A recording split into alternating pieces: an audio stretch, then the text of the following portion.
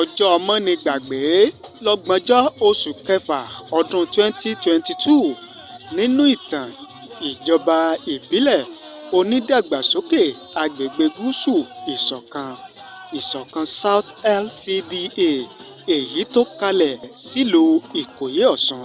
Ọjọ́ tí gómìnà ìpínlẹ̀ Ọ̀ṣun Gboyega Oyetola ń ṣí aṣọ lójú secretariat tó bóde òní mu ti Isokan South LCDA èyí tí ó di kíkọ́ lásìkò ìṣèjọba ọmọọba Wàsíù Oyètúnjí Oyèlámì gẹ́gẹ́ bí alága ìjọba ìbílẹ̀ Isokan South LCDA.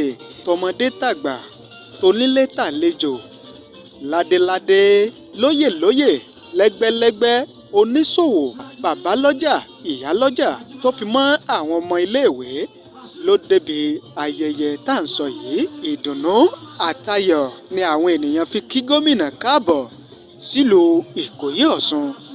Gómìnà náà pa ìdùnnú mọ́ra, ó fi ayọ̀ kí wọn kúlé kó tó lọ sí aṣọ lójú sẹkítẹ́rìàtì ìgbàlódé náà.